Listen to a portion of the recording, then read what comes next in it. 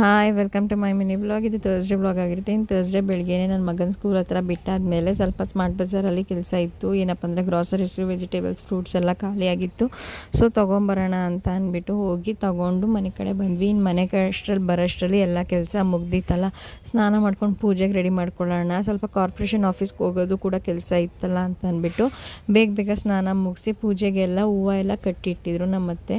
ಅದೇನೆಂದರೆ ಬಿಳಿ ಇಕ್ಕದ ಹೂವು ಹಾಕಿದ್ರೆ ಚೌತಿ ದಿನ ತುಂಬ ಒಳ್ಳೆಯದು ಅಂದ್ಬಿಟ್ಟು ನಮ್ಮ ಮನೆ ಸುತ್ತಮುತ್ತಲೇ ಬಿಟ್ಟಿತ್ತು. ಸೊ ಅದನ್ನು ಕೂಡ ಕಟ್ಟಿ ಮಡಗಿದ್ರಲ್ಲ, ಅದನ್ನು ಎತ್ಕೊಂಡು ಮಾವಿನ ಹಣ್ಣನ್ನು ನೈವೇದ್ಯಕ್ಕೆ ರಾಯರಿಗೆ ಇಟ್ಬಿಟ್ಟು ತುಳಸಿ ಹಾರನೂ ಕೂಡ ಹಾಕಿ ದೀಪ ಎಲ್ಲ ಹಚ್ಚಿ ಪೂಜೆ ಮಾಡಿ ಮುಗಿಸ್ದೆ. ಪೂಜೆ ಮಾಡಿಬಿಟ್ಟು ಒಂದು 5 ನಿಮಿಷ ಸರಿ ಸ್ವಲ್ಪ ಹಾಗೆ ಕೈ ಮುಕ್ಕೊಂಡು ಏನೋ ಬೇಡ್ಕೊಂಡು ಕೂತ್ಕೊಳ್ಳೋಣ ಅಂತ ಅಂದ್ಬಿಟ್ಟು ಏನೋ ಒಂಥರ ಪೀಸ್ಫುಲ್ ಅನ್ನಿಸ್ತಿತ್ತಲ್ಲ ಅಂತ ಕೈ ಮುಕ್ಕೊಂಡು ಕೂತಿದ್ದೆ.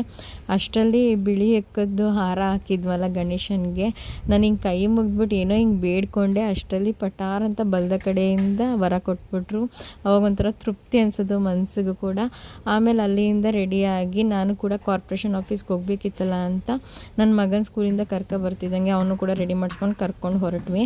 ಇನ್ನು ಹೋಗೋಷ್ಟರಲ್ಲಿ 1:30 ಆಗಿತ್ತು. ಕಾರ್ಪೊರೇಷನ್ ಆಫೀಸ್ ಕೂಡ ಕ್ಲೋಸ್ ಆಗಿತ್ತು. ಇನ್ನು ತೆಗಿಯೋದೇ 2:15 ಅಂತ ಹೇಳಿದ್ರು ಅಂತ ಅಲ್ಲೇ ಗೋಲ್ಗಪ್ಪ ತಿನ್ನೋಣ ಅಂತ ಹೋದ್ವಿ. ನನ್ನ ಮಗನ ಹತ್ರ ಪಾಕೆಟ್ ಮನಿ ಇತ್ತು ಅಂದ್ಬಿಟ್ಟು ನಾನೇ ಕೊಡಿಸ್ತೀನಮ್ಮ ಅಂತ ಅವನೇ ದುಡ್ಡು ಕೊಟ್ಟು ನಮಗೆ ಗೋಲ್ಗಪ್ಪನೂ ಕೊಡಿಸ್ತಾ. ಆಮೇಲೆ ಸರಿ ಅಂತ 2:30ಗೆ ಓಪನ್ ಆಯಿತು ಕಾರ್ಪೊರೇಷನ್ ಆಫೀಸು ಅಂತ ಹೋಗಿ ನಿಂತ್ಕೊಂಡ್ರೆ ಸಖತ್ತು ಕ್ಯೂ ಇತ್ತು. ಆ ಕ್ಯೂವಲ್ಲಿ ನಿಂತ್ಕೊಂಡು ಅವನದು ಅಪ್ಡೇಟ್ ಆಗಿರೋ ಬರ್ತ್ ಸರ್ಟಿಫಿಕೇಟ್ನು ಕೂಡ ಇಸ್ಕೊಂಡು ಇನ್ನು ಮನೆ ಕಡೆ ಬಂದಿದ್ದಾಯಿತು. ಈ ವ್ಲಾಗ್ ಇಷ್ಟ ಆದರೆ ಲೈಕ್ ಮಾಡಿ, ಹಾಗೆ ನನ್ನ ಫಾಲೋ ಮಾಡ್ಕೊಳ್ಳೋದನ್ನ ಮರಿಬೇಡಿ. Thank you.